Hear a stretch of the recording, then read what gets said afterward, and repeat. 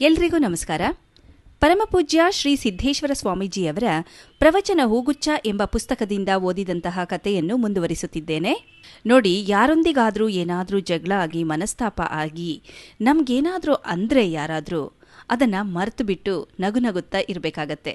ಹೀಗೆ ಮಾಡದೇನೆ ಎಲ್ಲವನ್ನೂ ನೆನ್ಪಿಟ್ಕೊಂಡು ತಲೆನ ಒಂದು ಡೈರಿ ಮಾಡಿಕೊಂಡು ಅದರೊಳಗೆ ಬರ್ಕೋತಾ ಹೋದರೆ ಇಂದು ಇವತ್ತು ಯಾರು ಇಷ್ಟೊತ್ತಿಗೆ ನನಗೆ ಏನೇನು ಬೈದರು ಅಂತೆಲ್ಲ ತಲೆ ಒಳಗೆ ತುಂಬ್ಕೋತಾ ಹೋದರೆ ಅಂಥವ್ರನ್ನ ಯಾವ ಲೋಕಕ್ಕೆ ಕಳಿಸೋದು ಹೇಳಿ? ಏನು ಮಾಡೋದು ಇಂಥವರಿಗೆ? ಇಲ್ಲಿ ಚೆನ್ನಾಗಿ ಬದುಕೋದು ಮಹತ್ವದ್ದಾಗಿದೆ. ಅದು ಬಿಟ್ಟು ಯಾರ್ಯಾರು ಏನೇನು ತಪ್ಪು ಮಾಡಿದ್ದಾರೆ ಅದನ್ನೆಲ್ಲ ತಲೆಗೆ ಹಾಕೊಂಡ್ರೆ ತಲೆ ಏನಾಗಬೇಡ. The head has become a dustbin.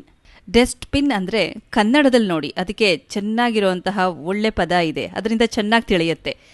ಕಸದ ಡಬ್ಬಿ. ನಮ್ಮ ತಲೆನ ಕಸದ ಡಬ್ಬಿ ಮಾಡ್ಕೊಳ್ಬಾರ್ದು. ಕಸದ ಡಬ್ಬಿಗೆ ಯಾರಾದರೂ ಏನಾದರೂ ಒಳ್ಳೆ ವಸ್ತುಗಳನ್ನು ಹಾಕ್ತಾರೇನೋ? ಇಲ್ಲ ತಾನೆ. ಬೇಡದಿರೋ ಕಸನೇ ತಾನೇ ತಂದು ಕಸದ ಡಬ್ಬಿಗೆ ಹಾಕೋದು. ಹಾಗೇ ನಾವು ಹೊರಗಿನ ಕಸವನ್ನೆಲ್ಲ ತಂದು ನಮ್ಮ ತಲೆಯೊಳಗೆ ಯಾಕೆ ತುಂಬಿಕೊಳ್ಬೇಕು? ಹಿಂದೆ ನಮ್ಮ ಹಳ್ಳಿ ಕಡೆ ಹಿರಿಯರು ಹೇಳ್ತಿದ್ರು, ಊರಿನ ಕಸ ಎಲ್ಲ ಮನೆಯೊಳಗೆ ತಂದು ಹಾಕ್ತೀರಿ ಅಂತ. ಅದಲ್ಲದೆ ಮತ್ತೆ ಊರು ಹುಸಾಬರಿ ನಮಗೆ ಯಾಕೆ ಅಂತ. ಅದೆಷ್ಟು ನಿಜ ಅಲ್ವಾ? ಹಾಗಾಗಿಯೇ ನೆನ್ನೆವರೆಗೆ ನಾವು ಈ ಜಗತ್ತಿಗೆ ಏನೇನು ಒಳ್ಳೇದು ಮಾಡಿರ್ತೀವೋ ಅದನ್ನೆಲ್ಲ ಮರ್ತು ಬಿಡಬೇಕು. ಅದಲ್ಲದೆ ನೆನ್ನೆವರೆಗೆ ನಮಗೆ ಈ ಜಗತ್ತಿನಲ್ಲಿ ಯಾರ್ಯಾರು ಕೆಟ್ಟದ್ದು ಮಾಡಿರ್ತಾರೋ ಅದನ್ನು ಕೂಡ ಮರ್ತು ಬಿಡಬೇಕು.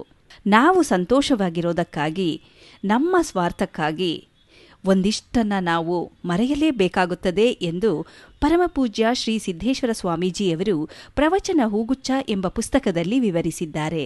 ಧನ್ಯವಾದಗಳು.